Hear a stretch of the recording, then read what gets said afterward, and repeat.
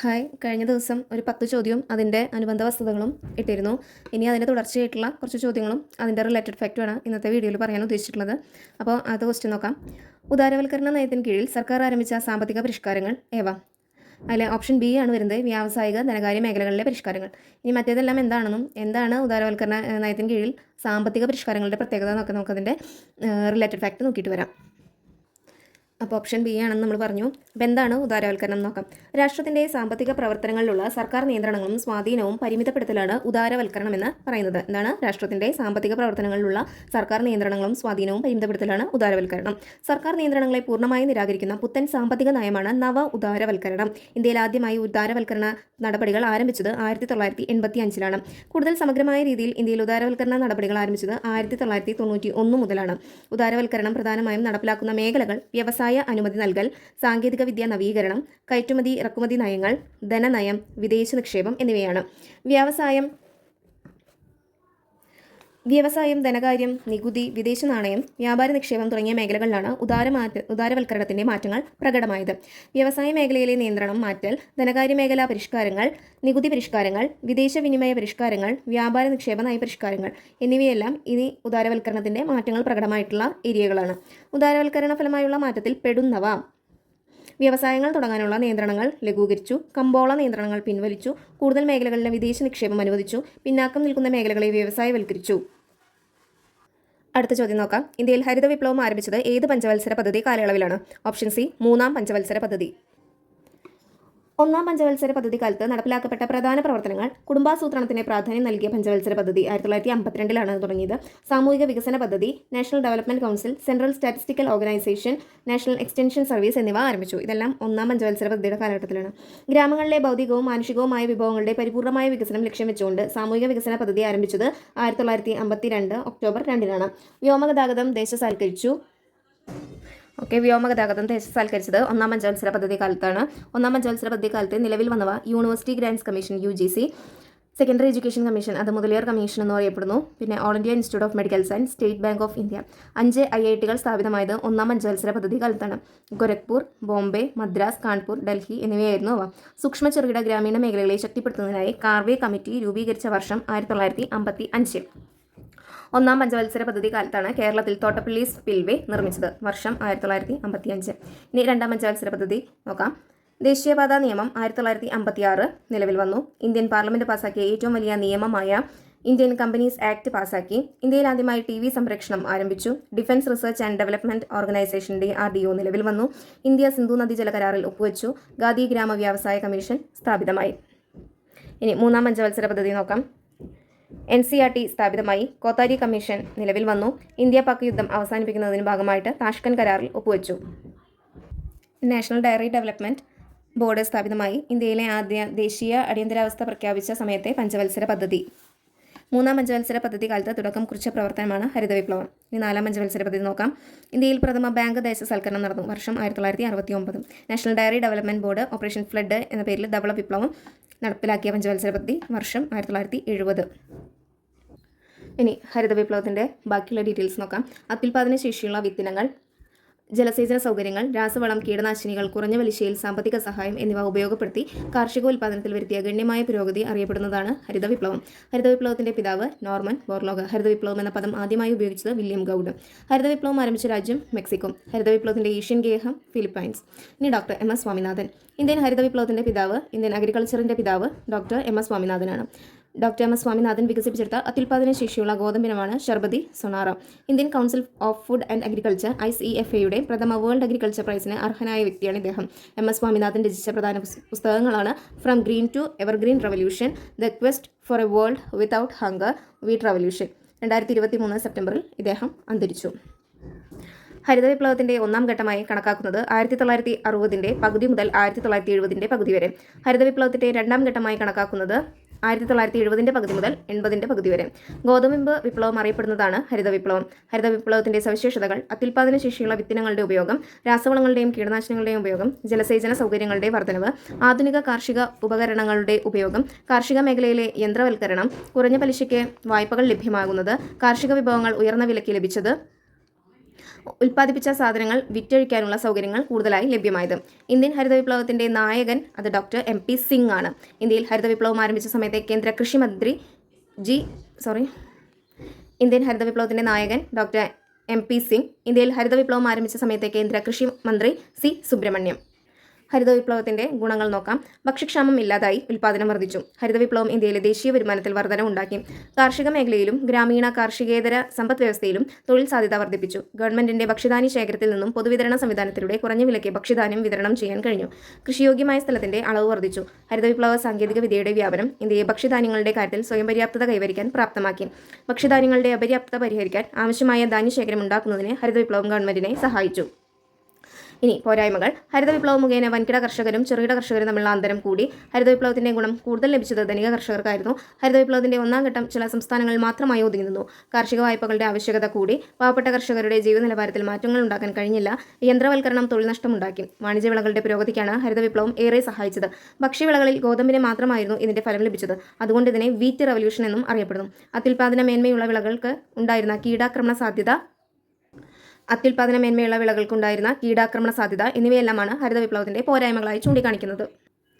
ഇന്ത്യയിൽ ഏറ്റവും കൂടുതൽ ഗോതമ്പ് ഉൽപ്പാദിപ്പിക്കുന്ന സംസ്ഥാനങ്ങളുടെ പട്ടികയിൽ ഇനി പറയുന്ന ശ്രേണികളിൽ ശരിയായത് ഏത്? ഓപ്ഷൻ C ആണ് ശരിയായത്. മധ്യപ്രദേശ്, പഞ്ചാബ്, ബീഹാർ. ഡീറ്റെയിൽസിലേക്ക് പോകാം. ഗോതമ്പ് ഉൽപ്പാദനത്തിൽ മുന്നിൽ നിൽക്കുന്ന ഇന്ത്യയിലെ ആദ്യ 5 സംസ്ഥാനങ്ങൾ പെടുന്നവയാണ് ഉത്തർപ്രദേശ്, മധ്യപ്രദേശ്, പഞ്ചാബ്, ഹരിയാന, രാജസ്ഥാൻ, ബീഹാർ. നെല്ല് കഴിഞ്ഞാൽ ഇന്ത്യയിൽ പ്രധാനമായും ഉൽപ്പാദിപ്പിക്കുന്ന ഭക്ഷ്യധാന്യം ഗോതമ്പാണ്. ഇന്ത്യയിലെ ഭക്ഷ്യവിളകളിൽ 2ാം സ്ഥാനം ഗോതമ്പിനാണ്. രാജ്യത്തെ ആകെ കൃഷിയുടെ 14% ഗോതമ്പ് കൃഷിയാണ്. ഗോതമ്പ് കൃഷിക്ക് അനുയോജ്യമായ മണ്ണ് നീർവാർച്ചയുള്ള എക്കൽ മണ്ണ്. ഗോതമ്പ് കൃഷിക്ക് അനുയോജ്യമായ കാലാവസ്ഥാ മേഖല മിതോഷ്ണ മേഖല. ഗോതമ്പ് കൃഷിക്ക് അനുയോജ്യമായ ഭൂമിശാസ്ത്ര ഘടകങ്ങൾ 10 ഡിഗ്രി മുതൽ 26 ഡിഗ്രി സെൽഷ്യസ് വരെ താപനിലയും 75 മുതൽ 100 സെന്റിമീറ്റർ വരെ മഴയും. താപനില 10 മുതൽ 15 ഡിഗ്രി സെൽഷ്യസ് വരെ. അതായത് വിതയ്ക്കുന്ന സമയത്ത് 10 to 15 ഡിഗ്രി സെൽഷ്യസ്. ഇനി കായകൾ വിളയുന്ന സമയത്ത് 21 മുതൽ 26 ഡിഗ്രി സെൽഷ്യസ് വരെ. ഇന്ത്യയിൽ ഗോതമ്പ് കൃഷി ചെയ്യുന്ന പ്രധാന പ്രദേശങ്ങൾ ഗംഗാ സത്ലജ് പ്രദേശം, ഡക്കാനിലെ കറുത്തമണ്ണ് പ്രദേശം. ശൈത്യകാല വിളയായതിനാൽ ജലസേചനത്തെ ആശ്രയിക്കുന്നു. ഹിമാലയത്തിലെ ഉയർന്ന പ്രദേശങ്ങളിലും മധ്യപ്രദേശിലെ മാൾവ പീഠഭൂമിയുടെ ഭാഗങ്ങളിലും മഴയെ മാത്രം ആശ്രയിച്ചാണ് ഗോതമ്പ് കൃഷി ചെയ്യുന്നത്. രാജ്യത്തിന്റെ ഉത്തരമധ്യ മേഖലകളിലാണ് ഗോതമ്പ് കൃഷി ചെയ്യുന്ന ആകെ പ്രദേശത്തിന്റെ 85% കേന്ദ്രീകരിച്ചിരിക്കുന്നത്. ഗോതമ്പിന്റെ ഉൽപ്പാദനശേഷി ഏറ്റവും ഉയർന്നു നിൽക്കുന്ന സംസ്ഥാനങ്ങൾ ഉത്തർപ്രദേശ്, മധ്യപ്രദേശ്. ഇവ 2022-23 കണക്ക് പ്രകാരമാണ്. പിന്നെ കറണ്ട് അഫെയർ അപ്ഡേറ്റ് ചെയ്യുമ്പോൾ നമുക്ക് ഈ ഭാഗങ്ങളും അപ്ഡേറ്റ് ചെയ്ത് പോകേണ്ടതുണ്ട് കേട്ടോ. അടുത്ത ചോദ്യം നോക്കാം. താഴെ പറയുന്നവയിൽ നീതി ആയോഗിന്റെ പ്രവർത്തന പരിധിയിൽ വരാത്തത് ഏത്? ഓപ്ഷൻ A ഗ്രാമതലത്തിൽ പദ്ധതികൾ ആവിഷ്കരിക്കുന്നു എന്നതാണ് വരാത്തത്. അപ്പോൾ Bയും Cയും Dയും ഉൾപ്പെടുന്നവയാണ്. നോക്കാം. മത്സരപരവും സഹകരണവുമായ ഫെഡറലിസത്തെ പ്രോത്സാഹിപ്പിക്കുന്നു. നീതി ആയോഗിന്റെ പ്രവർത്തന പരിധിയിൽ വരുന്നവ. പോളിസി ഗൈഡൻസും നിർദ്ദേശങ്ങളും നൽകുന്നു. പരിപാടികളും സംരംഭങ്ങളും നടപ്പിലാക്കുന്നത് നിരീക്ഷിക്കുകയും വിലയിരുത്തുകയും ചെയ്യുന്നു. അപ്പോൾ option A വരാത്തതും B, C, D എന്നിവ വരുന്നതും ആണ് കേട്ടോ. ഡീറ്റെയിൽസ് നോക്കാം. പ്ലാനിംഗ് കമ്മീഷന് പകരമായി നിലവിൽ വന്ന സംവിധാനമാണ് NITI Aayog. NITI Aayog full form national institution for transforming India Aayog. നീതി ആയോഗിന്റെ ധർമ്മങ്ങൾ നയത്തിന്റെ പ്രധാന ഘടകങ്ങളിൽ ഉടനീളം പ്രസക്തമായതും തന്ത്രപരവും സാങ്കേതികപരവുമായ ഉപദേശങ്ങൾ കേന്ദ്ര സംസ്ഥാന തലങ്ങളിലെ സർക്കാരുകൾക്ക് നൽകി ഒരു ഉപദേശക തിങ്ക് ടാങ്ക് ആയി നീതി ആയോഗ് പ്രവർത്തിക്കുന്നു. ദേശീയ വികസന മുൻഗണനകൾ, മേഖലകൾ, തന്ത്രങ്ങൾ എന്നിവയെക്കുറിച്ചുള്ള കാഴ്ചപ്പാട് പങ്കിടുന്നതിനും വികസിപ്പിക്കുന്നതിനും സംസ്ഥാനങ്ങളുമായുള്ള ഘടനാപരമായ പിന്തുണ, സംരംഭങ്ങളിലൂടെയും സംവിധാനങ്ങളിലൂടെയും സഹകരണ ഫെഡറലിസം വളർത്തുക. ഗ്രാമതലത്തിൽ വിശ്വസനീയമായ പദ്ധതികൾ ആവിഷ്കരിക്കുന്നതിനും ഗവൺമെന്റിന്റെ ഉയർന്ന തലങ്ങളിൽ ക്രമേണ ഇവ കൂട്ടിച്ചേർക്കുന്നതിനുമുള്ള സംവിധാനങ്ങൾ വികസിപ്പിക്കുക. ആസൂത്രണത്തിന്റെ താഴെ നിന്ന് മുകളിലേക്ക് ബോട്ടം അപ്പ് അപ്രോച്ച് എന്ന സമീപനമാണ് നീതി ആയോഗ് സ്വീകരിച്ചിരിക്കുന്നത്. തന്ത്രപരവും ദീർഘകാലവുമായ നയങ്ങളും പ്രോഗ്രാം ചട്ടക്കൂടുകളും സംരംഭങ്ങളും രൂപകൽപ്പന ചെയ്യുന്നതിനും അവയുടെ പുരോഗതിയും ഫലപ്രാപ്തിയും നിരീക്ഷിക്കുകയും ചെയ്യുന്നു. ദേശീയ അന്തർദേശീയ വിദഗ്ധർ, പരിശീലകർ, മറ്റു പങ്കാളികൾ എന്നിവരുടെ ഒരു സഹകരണ കൂട്ടായ്മയിലൂടെ നീതി ആയോഗ് അറിവും നവീകരണവും സംരംഭകത്വ പിന്തുണ സംവിധാനവും സൃഷ്ടിക്കുന്നു. സാമ്പത്തിക തന്ത്രത്തിലും നയത്തിലും ദേശീയ സുരക്ഷയുടെ താൽപ്പര്യങ്ങൾ പ്രത്യേക മേഖലകളിൽ ഉൾപ്പെടുത്തിയിട്ടുണ്ടെന്ന് ഉറപ്പാക്കുക. സാമ്പത്തിക പുരോഗതിയിൽ നിന്ന് വേണ്ടത്ര പ്രയോജനം ലഭിക്കാത്ത സമൂഹത്തിലെ വിഭാഗങ്ങൾക്ക് പ്രത്യേക ശ്രദ്ധ നൽകൽ. അത്യാധുനിക റിസോഴ്സ് സെന്റർ നിലനിർത്തുന്നതിനും സുസ്ഥിരവും തുല്യവുമായ വികസനത്തിലെ നല്ല ഭരണത്തെയും മികച്ച സമ്പ്രദായങ്ങളെയും കുറിച്ചുള്ള ഗവേഷണങ്ങളുടെ ഒരു ശേഖരമായിരിക്കുക.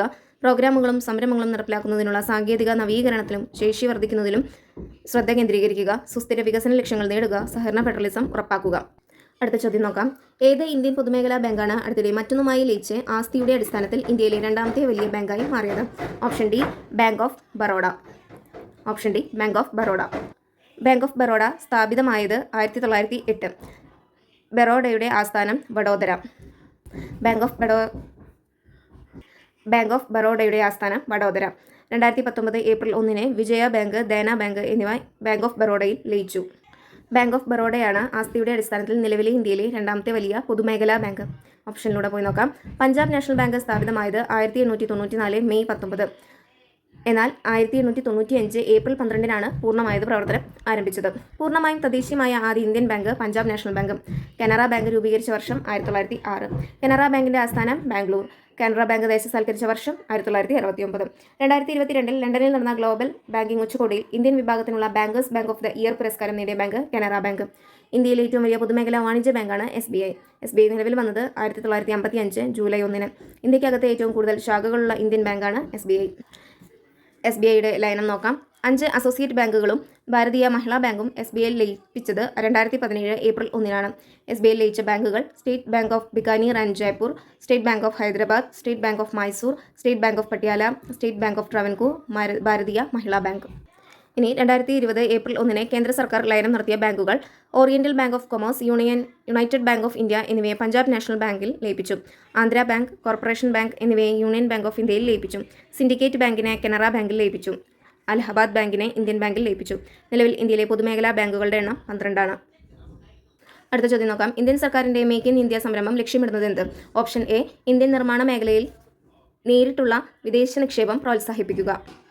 മേക്ക് ഇൻ ഇന്ത്യ എന്താണെന്ന് നോക്കാം. 12ാം പഞ്ചവത്സര പദ്ധതി കാലത്ത് നടപ്പിലാക്കപ്പെട്ട പ്രധാന പ്രവർത്തനങ്ങളിലൊന്നാണ് മേക്ക് ഇൻ ഇന്ത്യ പദ്ധതി. 2014 സെപ്റ്റംബർ 25 ആരംഭിച്ച പദ്ധതിയാണിത്. നിക്ഷേപം സുഗമമാക്കുക, നവീകരണത്തെ പ്രോത്സാഹിപ്പിക്കുക, ക്ലാസ് മാനുഫാക്ചറിംഗ് ഇൻഫ്രാസ്ട്രക്ചർ മികച്ച രീതിയിൽ നിർമ്മിക്കുക, ബിസിനസ് ചെയ്യുന്നത് എളുപ്പമാക്കുക, നൈപുണ്യ വികസനം വർദ്ധിപ്പിക്കുക എന്നീ ലക്ഷ്യങ്ങളോടെ മേക്ക് ഇൻ ഇന്ത്യ സംരംഭം ആരംഭിച്ചത്. നിക്ഷേപത്തിന് അനുകൂലമായ അന്തരീക്ഷം സൃഷ്ടിക്കുക, ആധുനികവും കാര്യക്ഷമവുമായ അടിസ്ഥാന സൗകര്യങ്ങൾ സൃഷ്ടിക്കുക, വിദേശ നിക്ഷേപത്തിനായി പുതിയ മേഖലകൾ തുറക്കുക, പോസിറ്റീവ് ചിന്താഗതിയിലൂടെ സർക്കാരും വ്യവസായവും തമ്മിലുള്ള പങ്കാളിത്തം രൂപപ്പെടുത്തുക എന്നിവ ഇതിൽ ഊന്നൽ നൽകുന്നവയാണ്. വാർഷിക ഉൽപ്പാദന മേഖലയുടെ വളർച്ച. മാനുഫാക്ചറിംഗ്